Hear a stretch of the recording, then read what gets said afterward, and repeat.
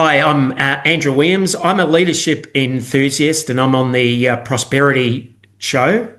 And today you're going to be hearing about how you might get unstuck and make progress on something that's really important for you, as well as a little bit about my love of leadership and the importance of leadership in organisations and in communities and in society as well.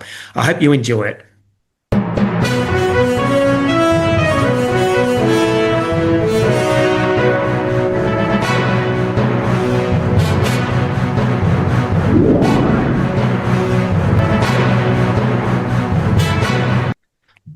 Ladies and gentlemen, welcome to yet another exciting episode of the Online Prosperity Show, the number one place where we uncover the stories, the strategies, and the shifts behind people who've turned life's biggest challenges into breakthroughs. I'm your host, Prosper Taruvinga, and if you've ever felt stuck, maybe you're spinning your wheels despite your best efforts, I think today's episode is your permission slip to move forward. Our guest today is Andrew Williams, the founder and managing director of Agility Consulting Group. Now, Andrew, how are you doing today?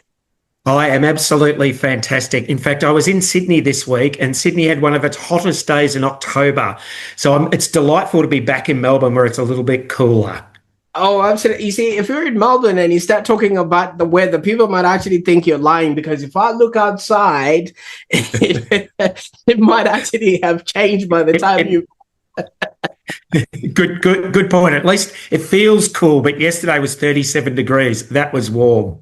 Oh, absolutely. No, I love Melbourne. You know, it keeps you on your toes. You know, you never know what to, dress up as. You see, half of the time when you're going to the beach, I'm in M.E.D.I.A, just up in the north. Yes. So we go to Rye half of the time.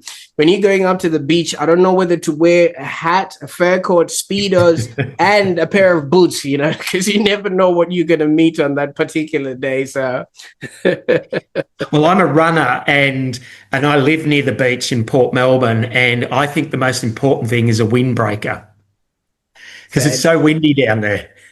Good on ya. I mean, obviously, this is Melbourne, and if we keep talking about the weather, this might be the whole episode in and of itself.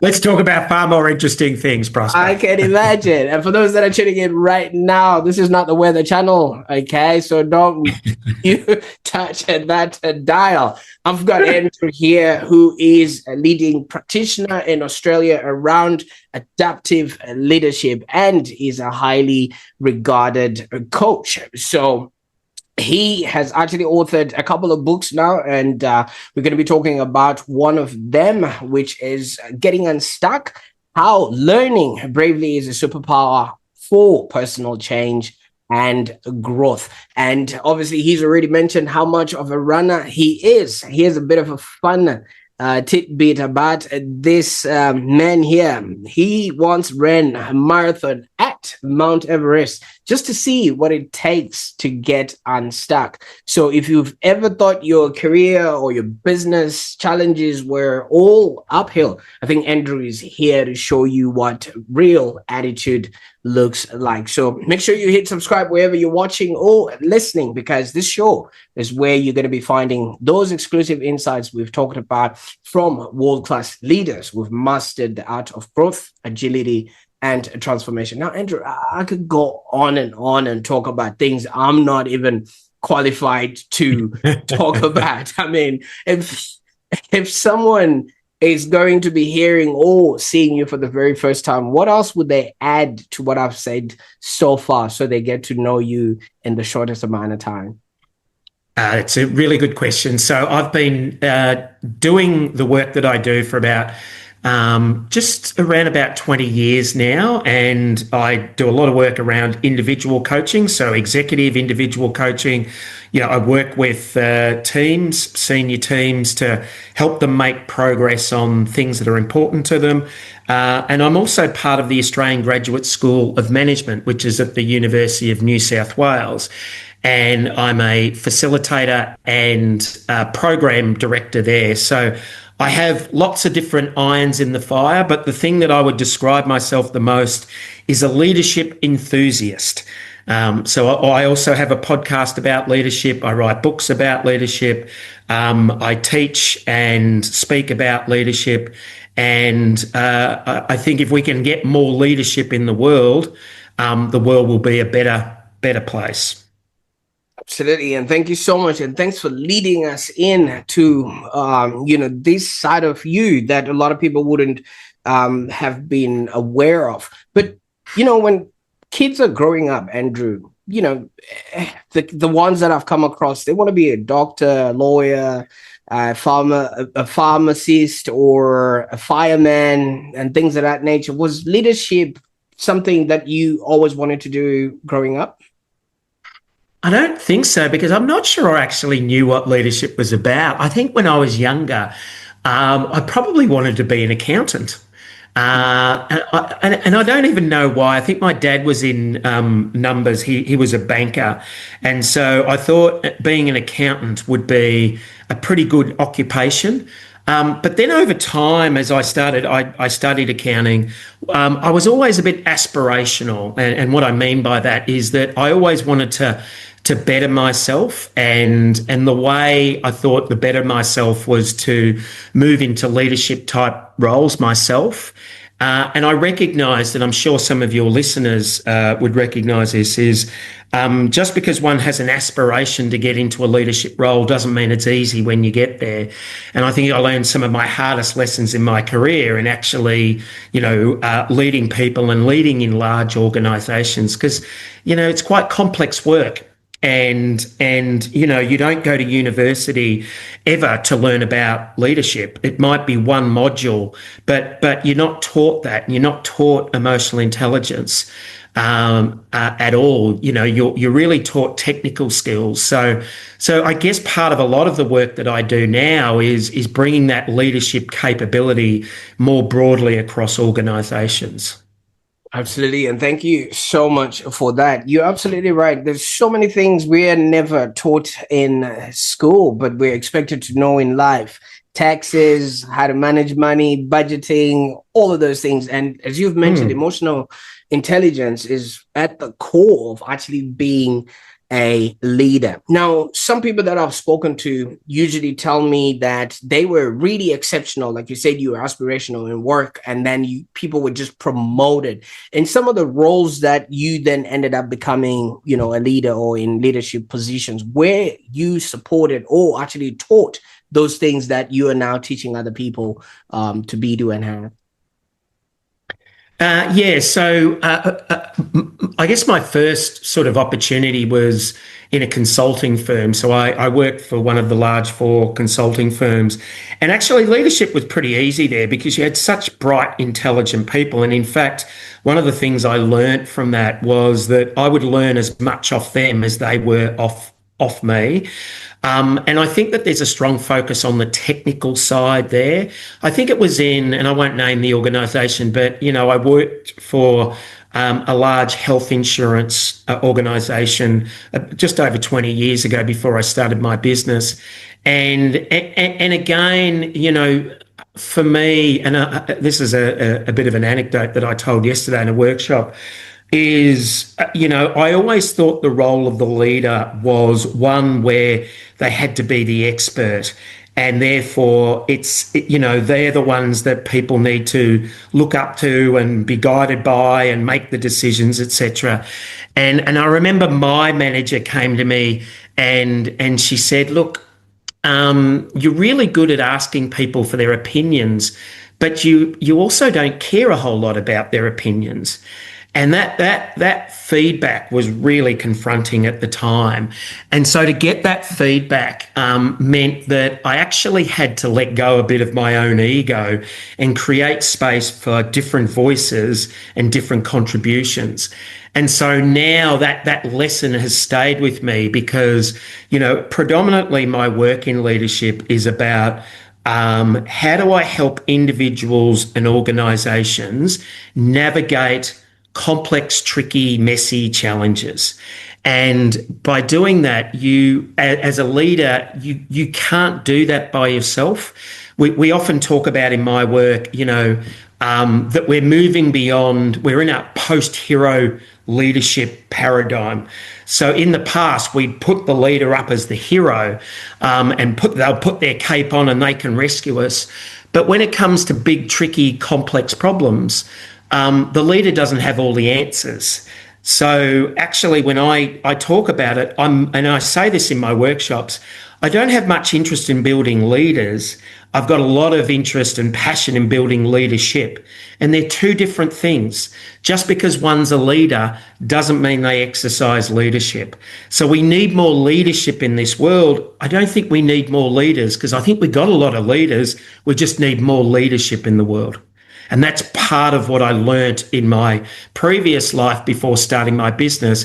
How do I help people exercise more leadership, even if they don't have a leader role there? Right. So that brings us to, I think it was Robin Sharma that wrote a book, The Leader with No Title. So leadership doesn't necessarily have to be something designated, tapped on the shoulder. Now you're a leader. Anybody can actually lead in the space that they're working in the area that they're working in, the department that they're working in.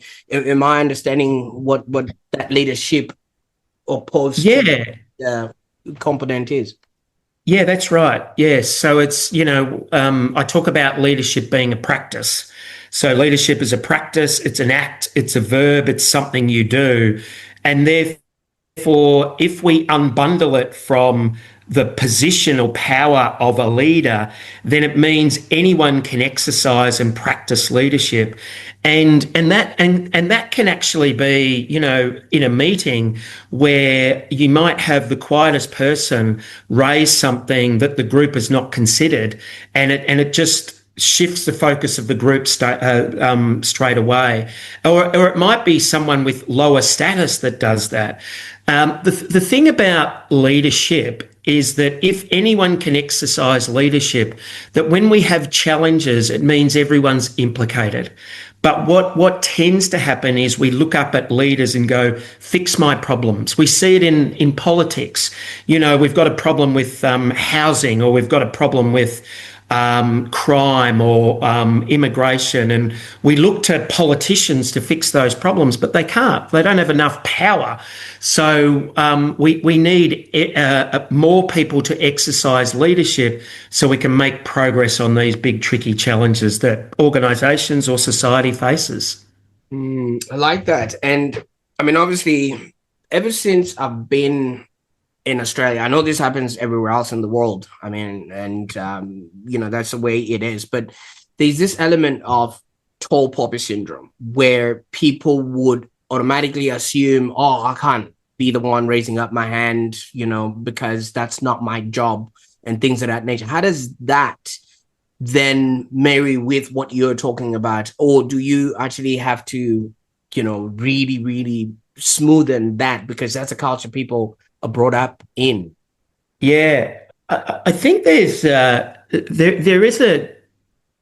link here to sort of the getting unstuck part. There's a cultural thing. Yes, there's a cultural thing about the tall poppy syndrome in Australia, but also you've got the issue around the people are, and it's connected to evolutionary biology, that we have a fear of other people's opinions.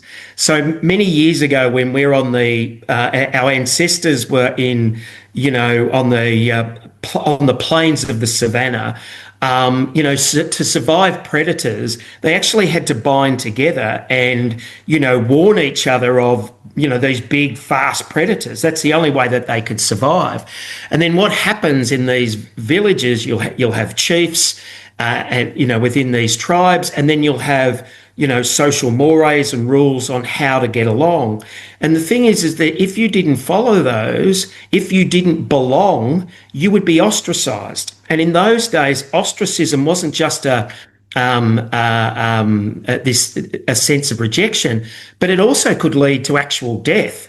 And so over time, we've learned, it's deep within inside us, that actually to survive, we need to sort of belong and we also need to be approved by others.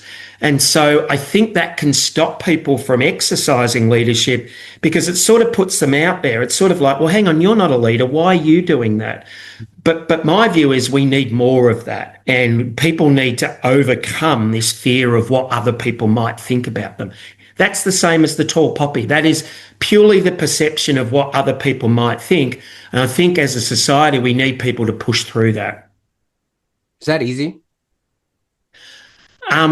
No, because I think it's deep inside us. When we MRIs, for example, when they do a scan on the brain, they highlight that rejection activates the same part of the brain as physical pain.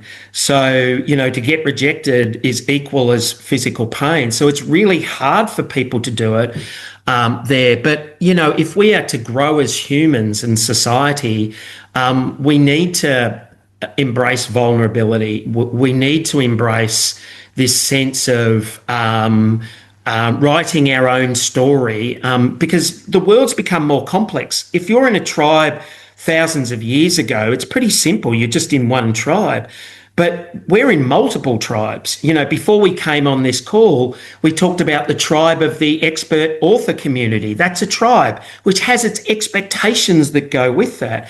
And then I've got my friends, and I've got my family, and I've got my work colleagues, and I've got my, running group, all sorts of things that all tribes. And if they have different expectations and different perspectives, we get this push-pull.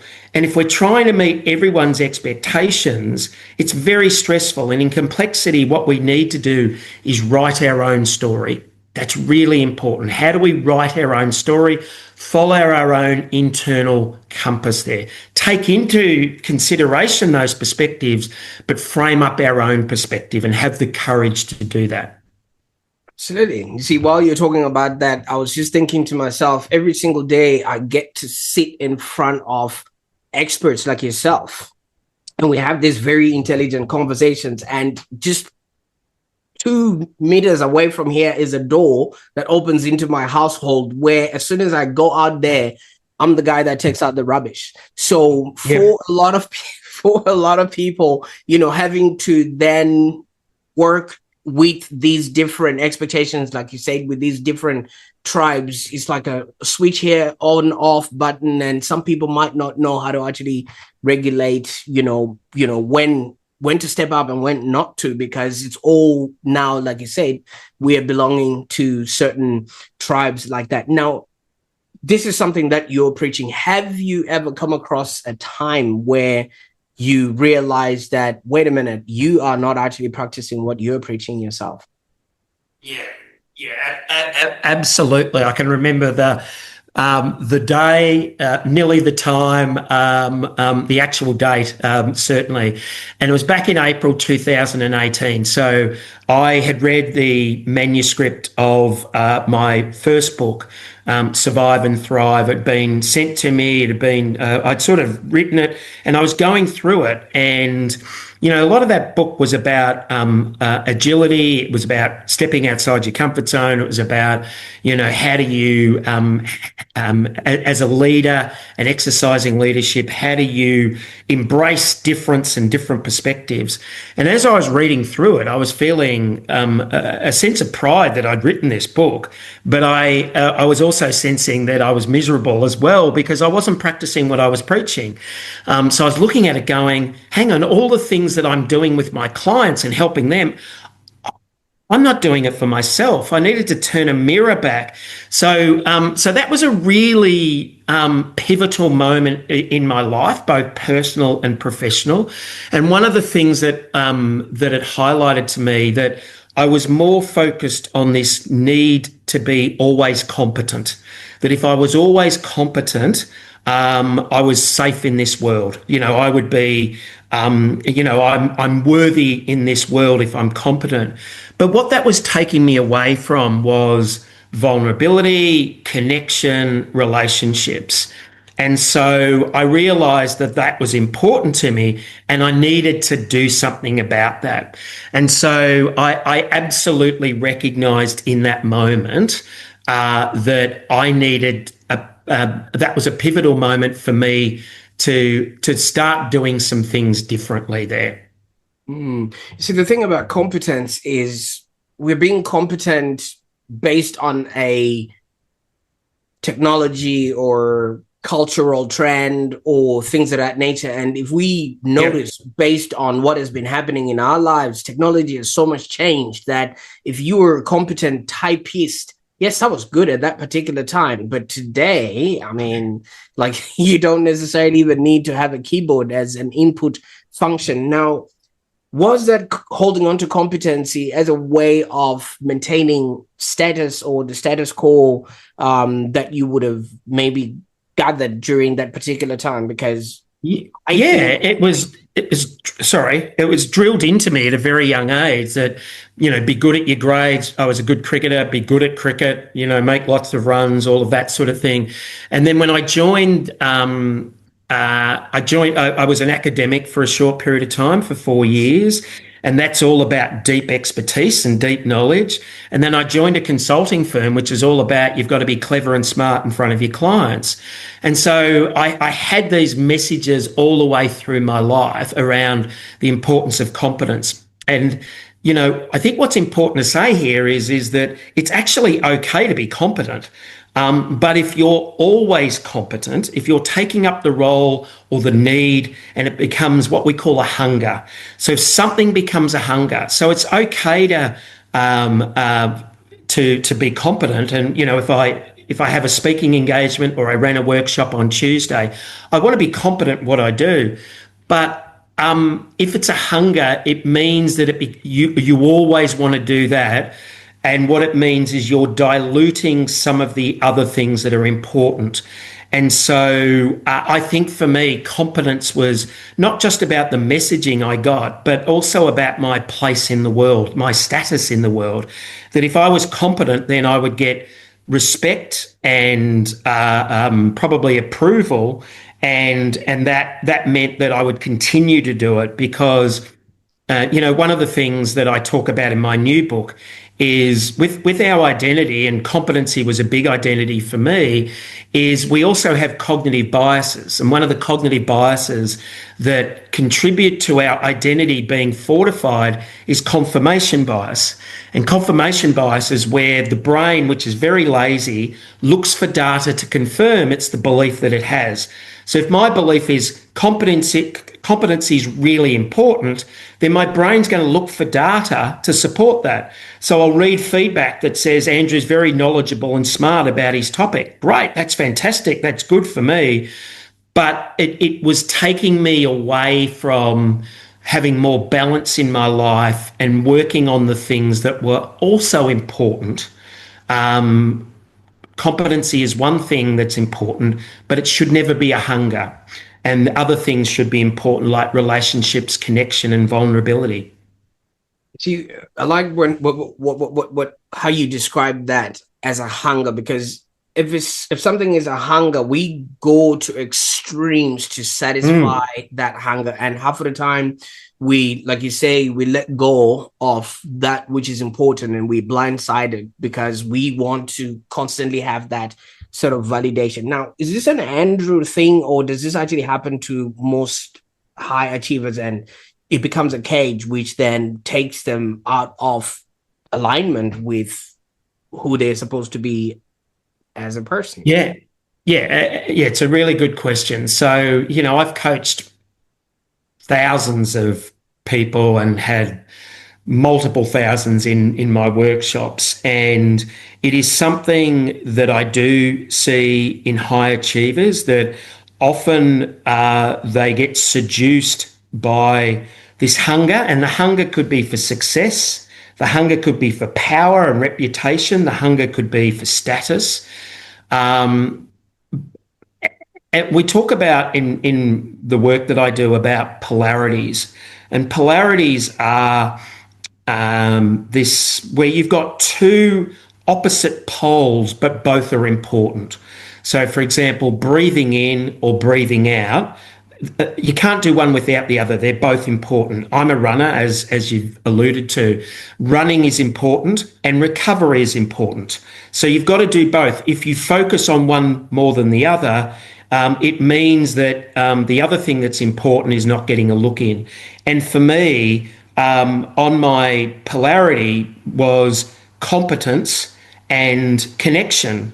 And I was more focused on competence and not enough on connection. And so now what I try and do is get better balance. And I'm a work in progress. I'm not perfect at this. If any of my friends or family are listening to this, they know I'm not perfect.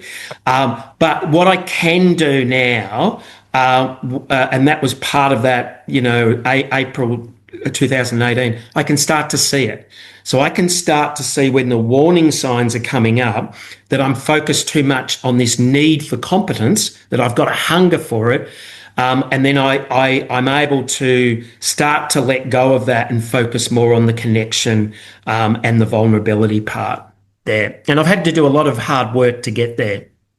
I was actually going to ask about, because it takes a redemptive amount of work in order for you to be able to look at yourself and actually that sport, because there's a level of awareness that you now know, when things are getting out of whack, because as you know, fish don't see the water that they swim in. They just think whatever it is, we're good. But if you've got a good hard look on yourself, it's now like that check engine light that just pops up on your car, and you know that if you don't fix this, it's going to be an expensive trip to the mechanic. Now, what did you then do in order to, first of all, get to that self-awareness and to actually, connect and fuse with yourself?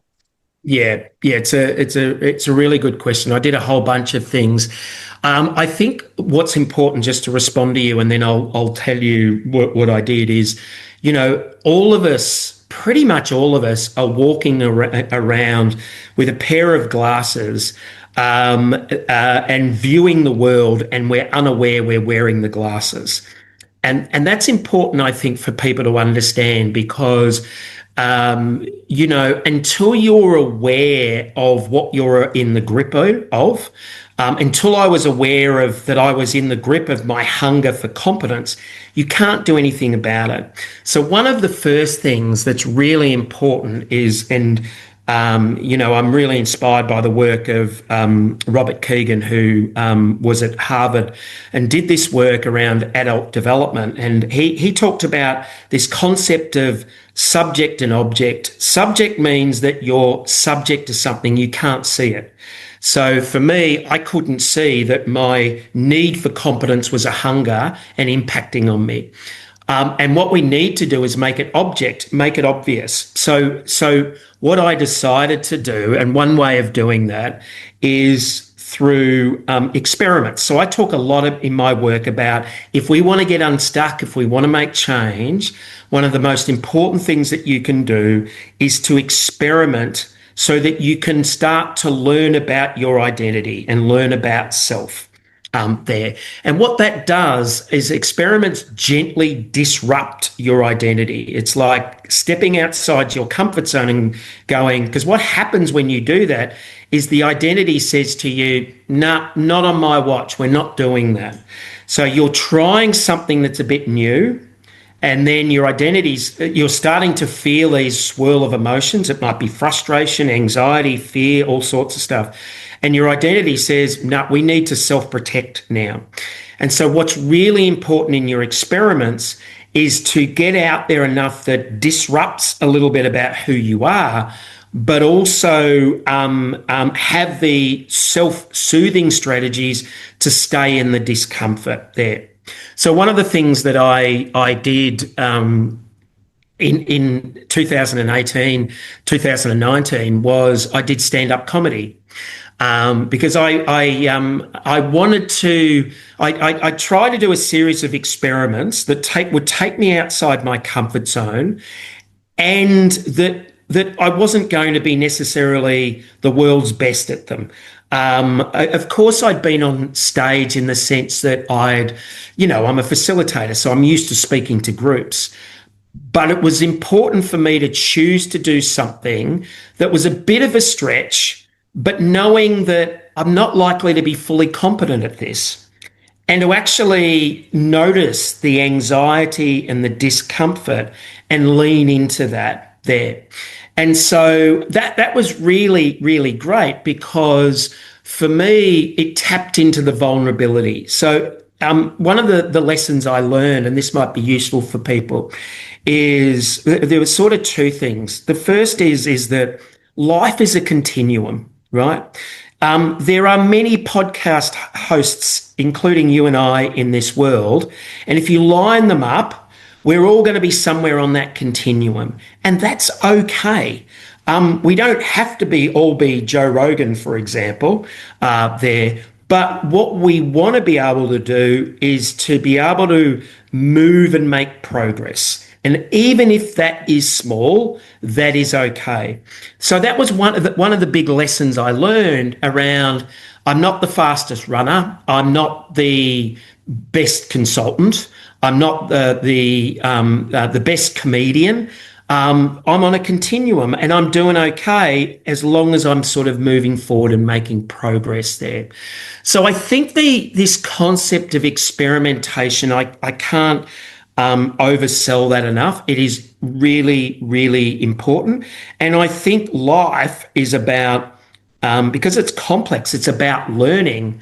And we learn through experimentation. And experimentation is different to an action. An action, we often go, I'm going to go and do this. And then we think about whether it's going to succeed or not succeed. And as a result of that, we may not take the risk. But if we go into an experiment and go, what can I learn from it? That's a whole different mindset there. So that's one of the big things. And that's where the Mount Everest, running at Mount Everest was along the same lines.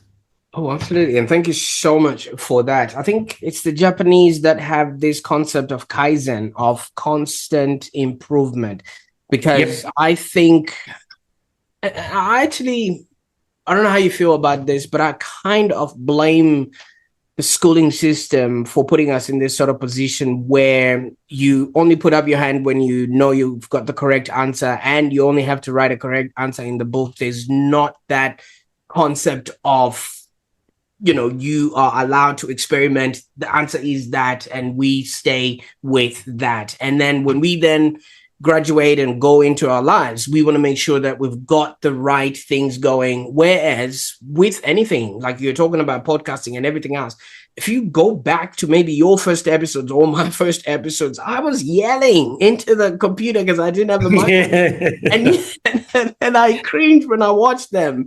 And how I was dressed and just I wasn't centered. I just wanted to record, and do you know what I mean? But now we're having a conversation and, we can take this anywhere, and I'm still confident that we're still going to create something remarkable. Now, for so many people, experimenting is sort of difficult and maybe expensive on their part.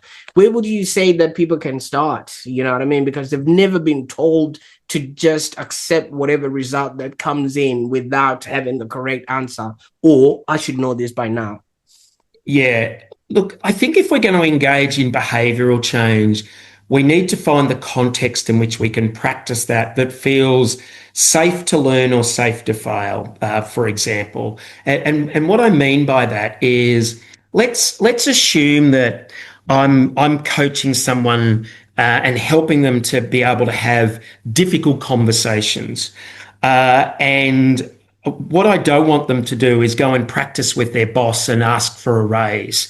That might be a bit too far. So what I might suggest is what might feel safe, but still a little bit of a stretch. And it might be that they have a conversation with a friend of theirs where the friendship's strong and they just want to share something around boundaries with them, or something that the person said that sort of hurt them there. But you want to try and find something that is small and safe.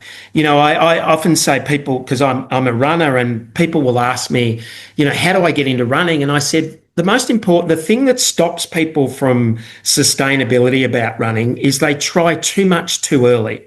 The bigger we make something, the less likely we're going to do it. So, if someone said to me, "Oh, I'm just going to go out and run for half an hour or 5Ks or whatever," after 800 meters, they're done. And one of the best things you can do is just go walk for a minute, run for 30 seconds. If you find running for 30 seconds is too much, bring it back to 20, 10, 5. But small experiments. So, in any context for your listeners, whatever it might be, a small experiment must be learning oriented. It must be doable, like you can do it, and that it's safe to learn from there. But they need to be small and doable and focused on learning there, regardless of the context.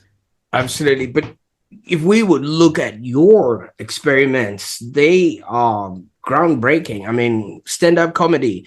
I think it was Seinfeld, the god of stand-up comedy himself, who said some people would rather be the person saying in the coffin than the person saying in the eulogy. Yeah. And you did say run for 1 second, walk for the rest or whatever it is. You went and did a marathon at Mount Everest, of all the places. Some people would just run around the block and still come back to their bed. Mount Everest, you had to fly to go there.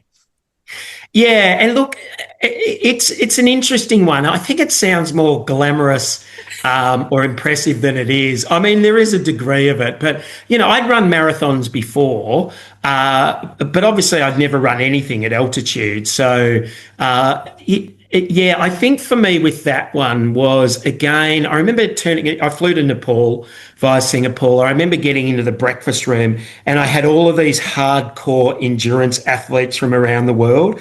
And then I had myself. And I just, again, you don't want to compare yourself to others because that's part of the competence thing. But I just embraced the experience, and which is you've got to hike up there. There's 180 people. We hiked up to base camp. We stay a couple of nights at base camp to acclimatise, and then you run a marathon at altitude there. And I knew that as long as I was healthy in terms of I didn't get altitude sickness or I didn't get the flu or anything like that. I thought I could do it because it didn't matter how long I had to do it under 12 hours because that was the cutoff. And I did it in 9 hours, and out of the 180 people, I came about 60th. So I did okay in the end. And I'm really happy with that. But the important thing from my learning perspective was noticing my anxiety when I was comparing myself to others, and then tapping into that vulnerability to go, it doesn't matter what happens, I'm okay. And I think that's one of the things that I've learned a lot, because my work can be complex. I can get challenged in my work. Sometimes it's difficult. But I take the attitude that regardless of what happens, as long as I prepare well, I'll be okay there. And, whether it's today or whatever, I'm comfortable in my own skin more than I was maybe 6 years ago. Quite like that. And the one thing that I think a lot of people stay stuck is they don't want the feeling or the thought of studying over, because when you go on and start something else, like your stand-up comedy or that whole running or whatever, you're by definition a rookie and you're starting at the bottom of the piling order, whatever it is that you do. And a lot of people don't want to do that. So, which then leads to many leaders actually feeling stuck, even though things look successful on the other side. Why do you think that's so common in a lot of entrepreneur types or corporate spaces? Yeah. Great question. People get stuck predominantly there are three different reasons, but what it looks like is people have an aspiration to make a change or get better at something. It might be an entrepreneur wants to go into a different market. It might be a leader wants to have more influence. It might be someone who wants to change a relationship or make a career choice. So they have this aspiration, and it's like having one foot on the accelerator, but underneath there is a separate, often unconscious competing commitment that which is all about safety.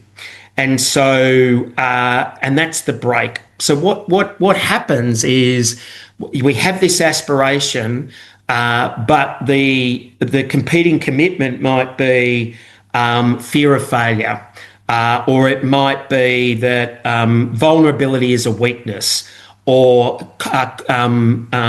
you've got to be liked by others, those limiting beliefs, and they compete with the aspiration that people have. So people end up spinning their wheels because they have this one foot on the accelerator. I want to do this.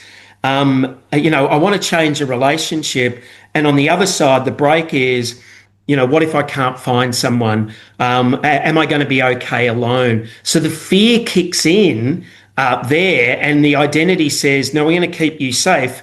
And it's safer to actually stay in a relationship that's not great rather than be alone. Or it's safer to stay in a job that you don't like rather than take the risk of trying to find something that has more meaning and purpose. And part of my work in my coaching is helping people to get unstuck, to shine a light on that. Let's put up a mirror so that they can see that they're stuck and actually get into some small steps to help them get unstuck. From what I'm hearing, I mean, obviously the work that you have done personally has obviously been able to make you the person you are today, but it's actually enhanced your own status from what you were afraid that you were holding on to before. Now, and that's a twist. Why do you think that actually embracing that imperfection actually makes people much more magnetic than them trying to, appear as if when you're internally hollow? Yeah. It's another good question. I think part of it is that people are automatically connected or attracted to people who are human and authentic. And so if you portray yourself as this big, strong, knowledgeable, smart person, for many people, they can't connect with that. I often ask people who can't ask for help that because they feel as though it's a bit of a weakness, and what would people think of them? But then if you ask 10 people in a room, if Prosper asked for help, who would step up and help him? And everyone would do that. So people, I think, are attracted to people who are humanistic, that know their flaws, and that there's a degree of authenticity about them. I think people struggle when, because my need for competence was all about ego. If people have a need for power or status or success or achievement, sometimes that can be about ego, and that, that pushes people away rather than pulls people in. So I think that that's a key part of it, that authenticity, humanness. I'm a working.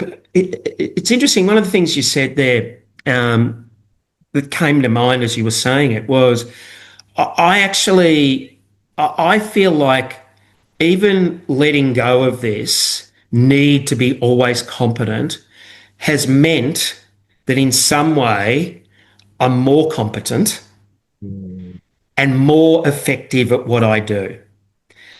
So I was fearful that if I let go of this need for competence, I might lose respect and lose work. And actually, I would argue that I feel as though that I'm at the top of my game at the moment. Like I've got to a stage in my work where I'm confident, I'm winning interesting work, I'm working with great clients, it's really purposeful the way I'm living my life. So, from that perspective, it's actually pretty cool. And that's just a recognition that I'm having right now. And thank you for helping facilitate that. Fantastic. I appreciate that. Now, in my culture, we've got a statement that says the bird cares not how brittle the branch is because it's fully confident of its wings. And half of the Yes. time we used to see it as kids, a bird would have been standing on a very, very brittle branch. And as soon as it jumps off and it lips off, the branch actually breaks. And we start Right. wondering, how was that bird being able to be sustained by that? Or was it not afraid it was going to fall? But no, the competence was not in what they're holding on to, but it was actually in their wings. Now, if somebody has listened to this podcast and they're thinking, I'm good at what I'm doing, but something must be missing or whatever it is. You did say now you are getting interesting work and working with great clients. How can somebody self-select that they're an interesting client that maybe might consider working with you? Who are you sort of wanting to work with these days?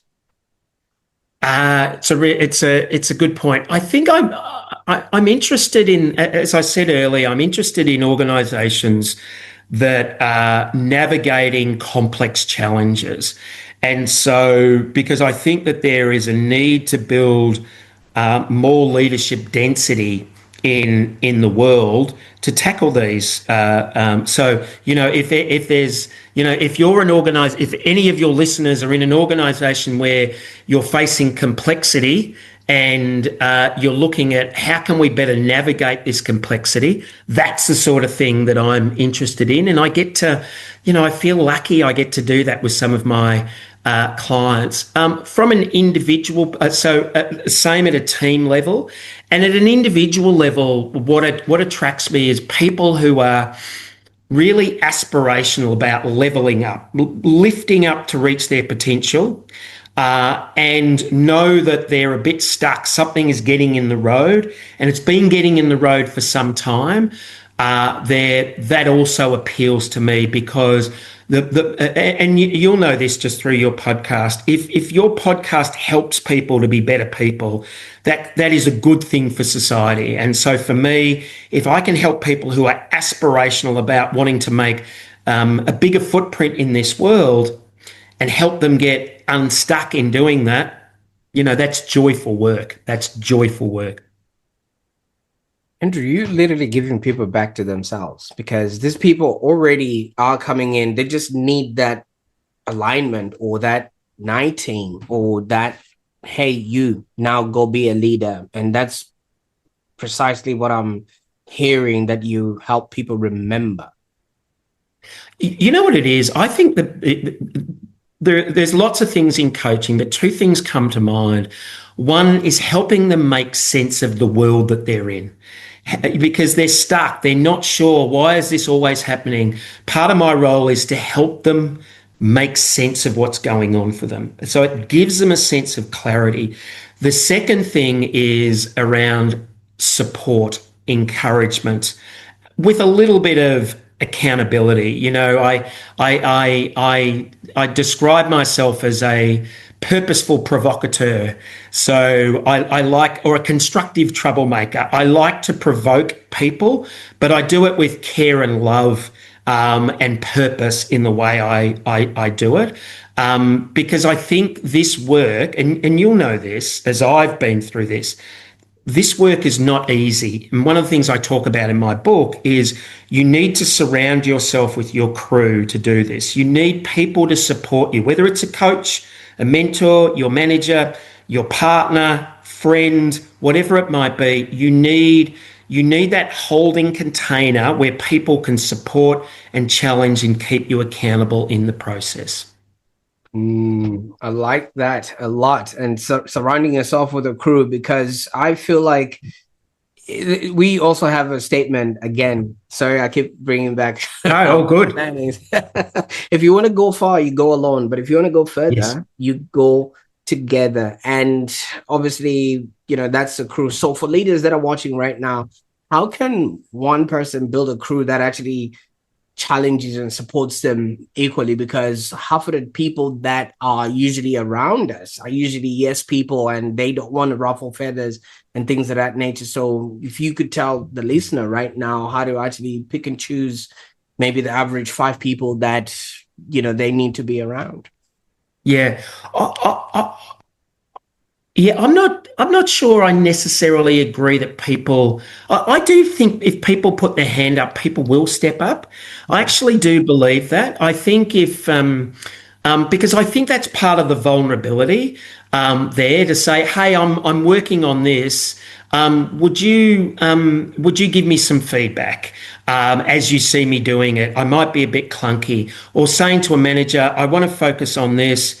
If you notice when I do it well, can you let me know? I've seen people that I've coached do that with their teams. I think outside of work it might be harder. Everyone's busy, but I think if you can find one or two people, we've all got. We're not all got partners, but we've got people in our life. You only need one or two people to support you, and then that can grow there.